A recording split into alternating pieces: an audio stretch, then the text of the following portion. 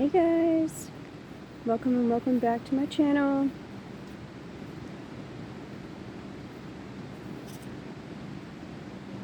I hope you all are having a great day on this beautiful new day on earth. A day we've never experienced before. Brand new. This video is a clarification and an expansion on the manifestation video I did earlier, because there's some key concepts and details that I feel like I may have excluded. And a lot of what actually held me back from starting this channel was my fear that I would present concepts that weren't entirely formed or entirely perfectly packaged. And I had to get over that fear, because the whole point of this channel is to document the process and the journey of learning and gaining knowledge as we go, gaining awareness of ourselves as we go. And I'm not here to present perfect answers for anyone, only my own reflections, knowing that they will find the people that will be willing to receive and expand with them and reflect on their own, and either accept what I have to say and go with it, or, disagree with what I have to say, and in that way further expand their own awareness and their own concepts. Either way, it works in your best interest. But what I would like to talk about are the steps, of manifestation, and the things that we need to be doing. Well, need is a relative word, but the things that work best for me in terms of my experiences and what I've noticed happens when I allow myself to ask for things, but then I let go of the outcome and I let it come to me in the way that it's meant to be, in divine timing and free will of all beings in the universe. Step one that I mentioned in the last video was to clarify and concisely define what you're asking for. And the idea is to ask yourself, what will your desires actually bring you? If we ask for a Lamborghini, it may not necessarily bring us the status or the happiness or the admiration that we thought it would from others, or ourselves, but it probably does guarantee a lot of money output, a lot of maintenance, a lot of care, and a lot of protective and security measures to make sure that we keep our expensive valuables safe and enduring. And we may actually try to protect it so much that we never even use it and never take it out to enjoy it. And we just end up paying bills regardless. And whether or not it actually brings us happiness to ride this vehicle around, always worrying about what will happen to it, is something to reflect on. Or let's say you want to manifest consistent, constant communication from a partner that you desire. And you may think that this will give you a sense of belonging and a sense of security, but what is this desire actually going to achieve? It could send you into a need for even more in the future from this person. You may ask for one thing, and then when that thing is achieved or offered by that person, you may get used to it and then expect more out of them after that, going on further. And we need to also consider the emotional and energetic impact these desires would have on a potential partner, to have constant, consistent communication on the level that you think you would want to hear or receive. Maybe it would be too stressful for this person, and so the desire you wish to manifest would actually be detrimental and possibly against the free will of another person. And in my sense, and in my own principles of the matter, going against free will and forcing your own will and your own narrative into the universe or on others is more black magic than anything else. And that stuff will only get you negative in return as you go.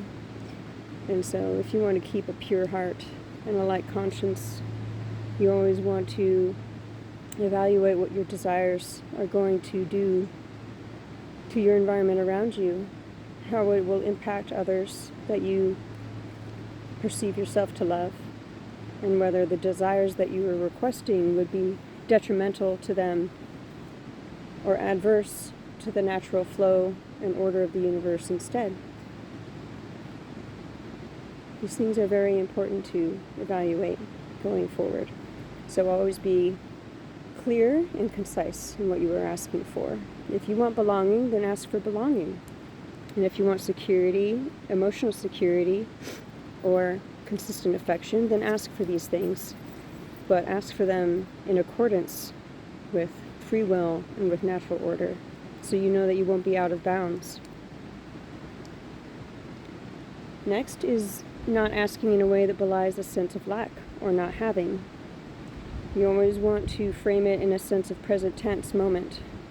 The idea that something is already occurring, it's currently occurring, and thanking the universe for that already occurring, as opposed to asking for it to occur in the future for you. Because if you always frame it as a future tense, then you will always be waiting for it tomorrow, and tomorrow will never come, because you will only be in the now. Third is not efforting, forcing, worrying, or resisting. So in my past video I mentioned vigilance, and I really want to clarify not to have that taken in the wrong way. When I mention vigilance, it's not about staying actively occupied with the result and actively keeping your eyes open waiting for it, because you're constantly in a sense of waiting and a sense of anticipation negatively. And this can often impede something from actually arriving, or impede your ability to see it when it arrives, because you will be focused very intently in a certain way of how it will show up. And you will get frustrated, or you will get worried, or you will have a lack of belief in it if it doesn't show up when you think it should. So it's very important not to have vigilance about it showing up, but have vigilance in being able to recognize it when it already has shown up. That's the distinction, is being vigilant to recognize when your desires and your prayers are being answered, and to be able to see and be grateful for how it shows up in your life, and to not be narrow-minded, and not to be resistant to the idea of it actually ever showing up for you.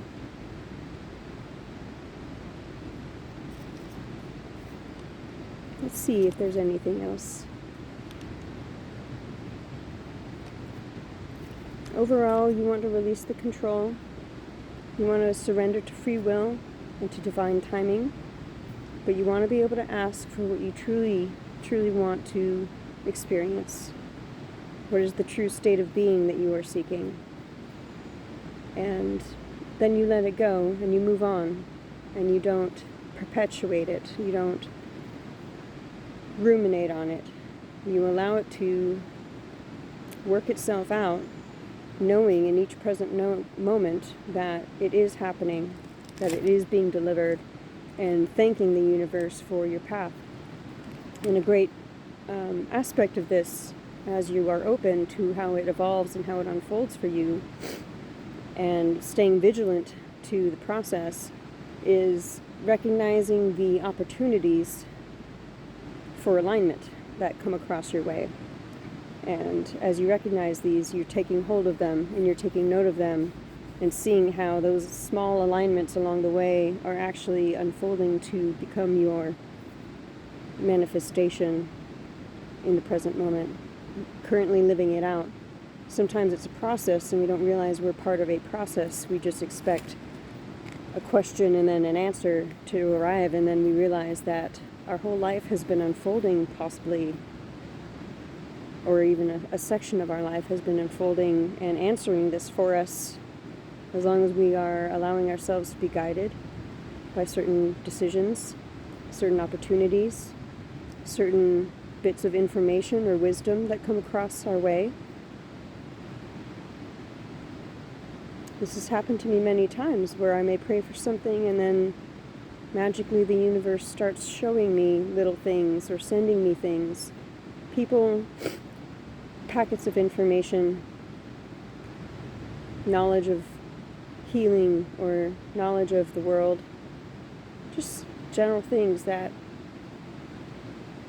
as I grab onto them, as I acknowledge that they've entered my path and acknowledge what they could provide for me, I realize that they were part of the answer, and it all unfolds in beautiful ways. So again, vigilance is not the waiting, it's not the expectation and the frustration and the worry and the disbelief. The vigilance is staying open to the small points you can choose to align with your vision. And so I hope all of this helped you to clarify and to put you on a path that is a little bit more straightforward and a little more efficacious perhaps towards what you would like to achieve. And so thank you for listening. Thank you for joining me on this journey. And I will see you guys around. Stay cozy, friends.